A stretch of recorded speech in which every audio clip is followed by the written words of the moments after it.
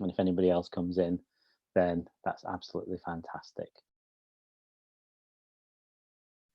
So today we are cultivating kindness here on Meditation Live. I'm John Siddique, and it's really wonderful to be with you. And as usual, I'm going to say what I usually say about things that have cultivating or creating and things like that.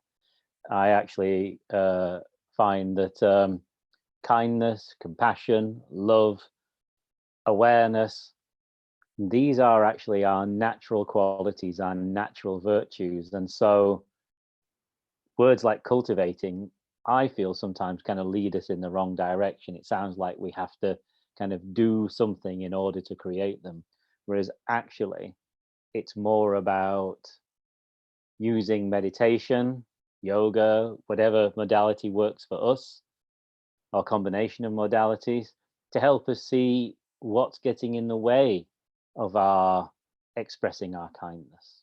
And maybe that's something we can look at in the questions and answers afterwards if you've got time to stick around. But for now, I thought we'd do a very nice little heart-based meditation to bring us into the space within ourselves where kindness is. So if you'll allow yourself to begin settling for practice, and whatever that means for you, whether that's sitting on a cushion or lying down or on a kneeling stool and so on. And just allowing yourself to feel your feet against the floor. And I'm just going to swap my legs because one leg seems to be going a bit dead. So, allow yourself to move if you need to. And so I'm just modeling my own thing here, allowing yourself to move if you need to.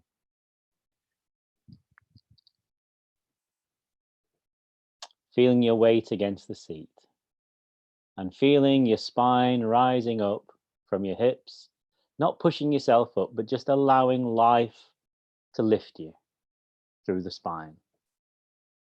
Being aware, especially of the area behind your heart, noticing if you're kind of gripping around your heart and perhaps just allowing that to soften.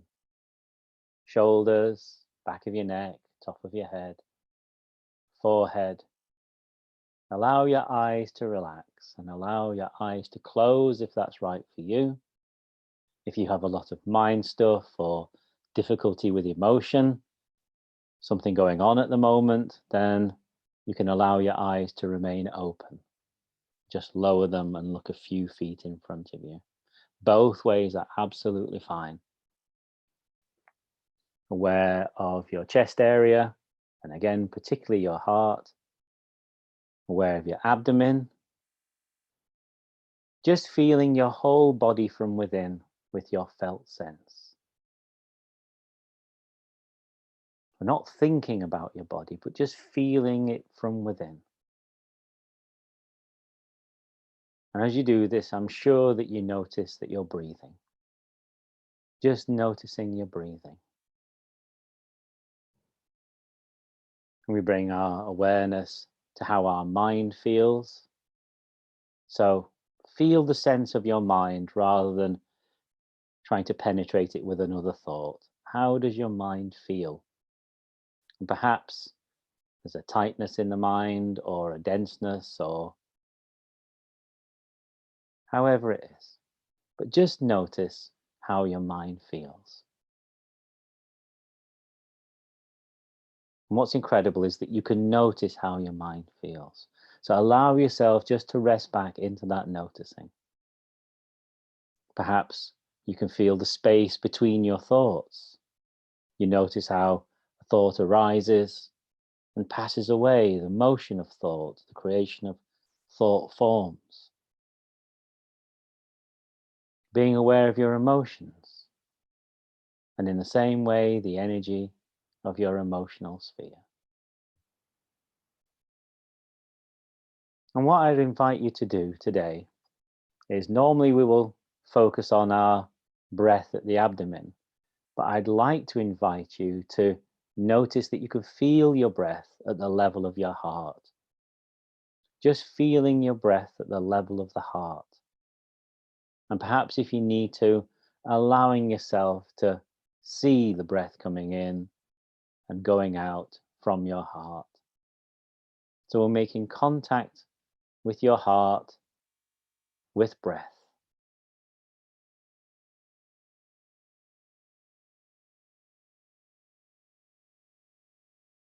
And just seeing how this feels for you.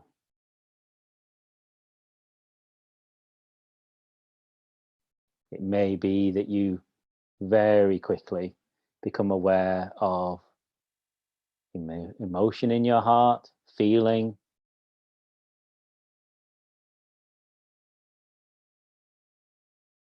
Maybe you're aware of some fear in your heart, something covering you.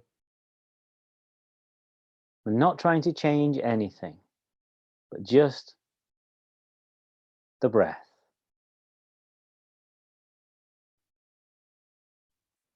And meeting the physical heart. And as the breath comes into the heart, and you feel your emotions within that space, perhaps feeling the space between the emotions in the area of the heart. So as the breath continues, we feel the breath open in between the spaces of the emotions in the heart, the feelings in the heart. And again, just seeing how this is for you. We're not trying to achieve anything here at all. Meditation isn't about reaching a particular point. It's about meeting life in this moment, which can't be done as a externalizing force or by will. It's more spontaneous than that. Space within the heart, space within the emotions, and perhaps you can feel that there's a space that comes before the emotions in the heart, a deeper place. Noticing the qualities of that deeper place within the heart, not creating a thought of emotion or a thought of feeling or even a thought of kindness. No intention, but simply feeling the space in the deepest part of your heart. Perhaps we could say that this is your spiritual heart or your sacred heart.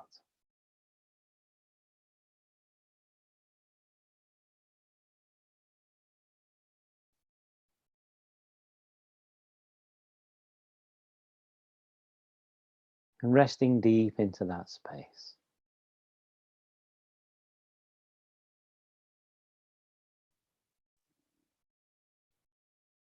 And if mind suddenly kicks in, or fear comes up, or there's fear in the heart, then allowing that to be the meditation. Noticing where that movement of energy or form comes from, and bringing kindness there within yourself. Because that's what you have to work with in this moment. So that is the meditation itself.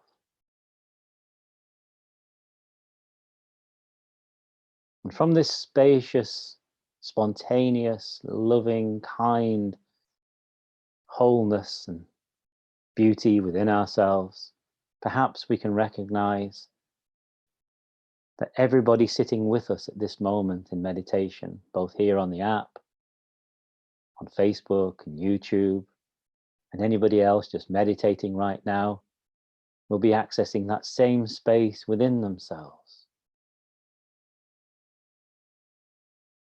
And that this space exists within every life that there is, within every person and being that there is.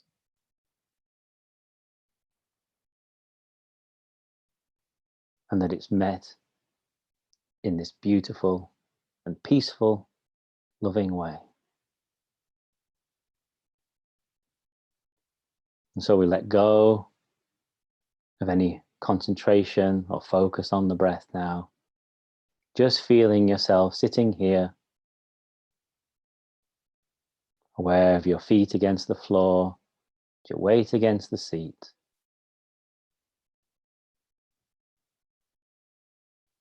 And notice perhaps how your body feels, even within this short practice. How that coming into the truth of the heart feels in your body. And with that, because we haven't gone anywhere and we are absolutely present, we'll draw this meditation to a close. And if you need to go on with your day now, then please do. And thank you for joining us here at Meditation Live. And I hope to see you again. If you have got a few minutes to stick around, perhaps you could share your experience with us. Tell us about how it was meeting that space within your heart. Tell us about kindness and how you see it. Or if you have any questions, then it would be lovely to engage with you in that way too. So thank you. I'll hand you back to Lindsay, who's looking after us for a few moments. Thanks, John, and thanks everyone so much for joining us here for this wonderful meditation. As John mentioned, we'd love to open up the platform for any communication that you'd like to have with John. It's a great opportunity to share your experience or ask any questions. And please do so by submitting through the Q&A box, the chat box, or you can use your raise hand icon so we can hear your voice. Thanks, John. I had a question just to kind of start the conversation. I liked how at the beginning of class, even before everyone got on, we were talking about, you're going on about the weather there and how you're wearing a blanket. And then when the class started, you kind of gave some insight about how you can move around and how your foot was falling asleep. Maybe for someone, some of the people on here today or just in general need some advice on how should they organize the body to get ready to prepare? Is there more tips that you might have or anything else you can share about that? Yeah, what a great question. Thanks, Lindsay. So, I mean, traditionally we sit on a cushion or on the floor and you sit up straight. So there's nothing innately spiritual about how you sit. It's not a rule in any way. And whenever I teach my own classes and things and retreats and stuff, I say this every single day. But being comfortable, not wearing jeans, for example, is a heck of a good thing for meditating. So something nice and loose on the legs, being warm. I mean, it's 40 degrees Fahrenheit here. So I'm wearing a yak wool blanket from Rishikesh. We were talking about Rishikesh earlier, just because it's warm. I want to be nice and warm, but it is red, and we were talking about kindness, so I thought the red blanket today as well. But lying down is equally fine if you have pain in the body and things like that, and if you do need to move, it's also fine. The only times when things, I'm not going to say that they're not fine. The only times where we might need to pay attention to things is if we use lying down perhaps to practice and we keep falling asleep.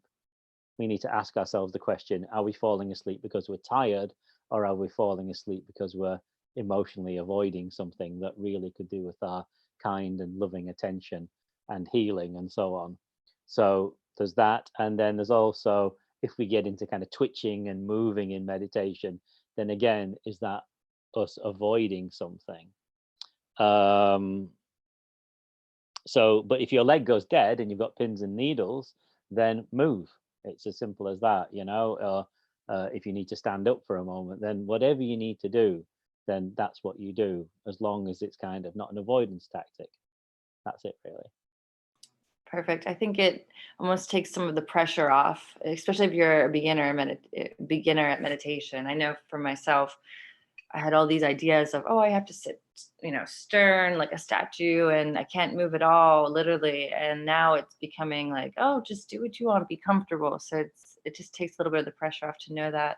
It does. I think we enter into things thinking that there's a set of rules, and I don't know about you, but I always used to feel like I would get into trouble, that somehow it was really the wrong thing to do, and or whatever. But actually, as you work with it, you realize that actually being a kind human being to yourself is kind of where it begins and ends, really. That's exactly right. So I did ask a question in the chat if anyone wanted to communicate that way. And also we had a question from Amanda. She's asking, do you have any breathing techniques to help me through my meditation? Because I find my mind wandering a lot due to a lot of stress. Yeah. As I always say, the answer is always in the question, isn't it? And there's the answer right there. So taking this, there's two things that I can see in your question, Amanda. Thank you for asking it. It's wonderful to see you here. The simple meeting of the breath, I find, is probably the best one. So just meeting your breath at the abdomen, noticing the natural breath. And if you will allow yourself to notice both the spaces with the inhale and the exhale as well. So we're not actually taking extra breath or pushing the breath in any way. There are there are breath practices from yoga that we could talk about as well, but just keeping it to kind of more meditation field. Just by meeting our breath in this way, that actually activates the parasympathetic nervous system, or brings us into awareness of the parasympathetic nervous system, which brings a lot of stress down, quite honestly, and then will help you. Mind wandering is not a problem in meditation in any way. People are absolutely fixated on this, and I don't know where it's come from. Quite honestly, I've never traced the source of this myth, but the mind wandering and the mind thinking is not a problem in any way. The only thing that's a problem is us moving into that mind and going off down the road, and sort of finding ourselves in the middle of a field or whatever, because we've got stuck in the mind and gone with it. But if we bring awareness, that's why I say feel the energy of your mind. So if you feel the energy of the wandering mind and you're aware of that energy, then you're not going off with it. You're not, but you're also not using force to try and pull back because you think it's some horse running away from you. So that's the thing. It's that we move with the thought forms rather than feeling the energy of them. And one of the first things that meditation does for us, if it did have progressive stages of benefit over the years, is it starts allowing us to actually see that we are not that movement of mind, which means that the mind will then calm down a lot, actually. But if we try to stop the mind, then boom, we just get more mind. And then the third thing is, you say your mind wandering a lot due to stress, which means that you may have to look at the stress stuff that's going on around you and bring some more awareness and change to that. Because if we use meditation, say, to kind of almost like drug us into continuing in a bad work situation, then that ain't meditation. That's just something else altogether. And there's a lot of kind of talk around things being misused within the corporate sphere with meditation and mindfulness these days, to kind of almost kind of do that. So we do have to look at the things that are causing us stress and actually bring change to them. But the meditation perhaps will help us meet that in a more responsive way than a reactive way, because that's just going to cause more mess. But looking at your self-care routine, that would be a good place to kind of begin. Are you getting enough sleep? Are you looking at your nutrition? Are you getting some exercise? Are you getting out into nature for a little bit every day, taking a walk at lunchtime, stuff like that? Are you turning the phone off at night when you get home, or are you just still doing work emails when you get home? Whatever, then boundaries, and clarity and kindness with ourselves. That was a great explanation for me. And Amanda agrees. She said, thank you. No, bless you, Amanda. Thank you. So, it's hard to give, specific answers because we're kind of answering a kind of generalized question, on a kind of platform like this. But hopefully, there's something in there for you. Perfect. Why don't we give it a couple more moments, maybe of breath, and see if anyone else wants to chime in today, John, before closing the loop on the class. Absolutely. So if you do have any other questions or comments, we'd love to receive them from you. But perhaps we can just kind of come back into that feeling of breath at the heart.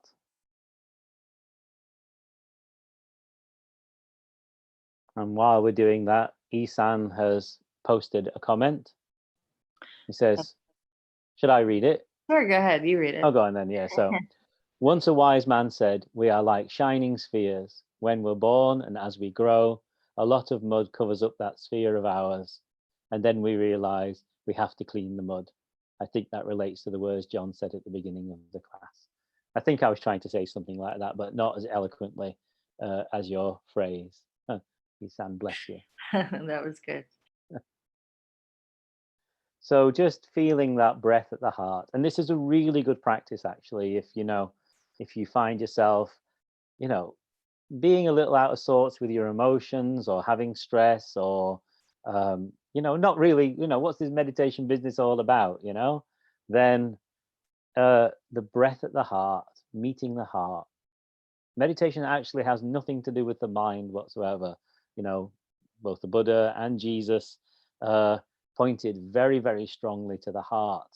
But because this word mindfulness was used once upon a time in a kind of mistranslation, then we've ended up in this weird place where everything seems to be mind, mind, mind.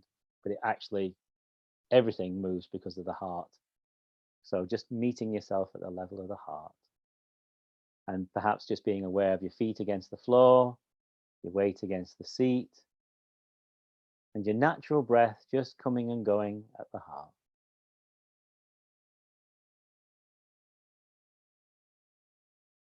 And so we'll leave it there.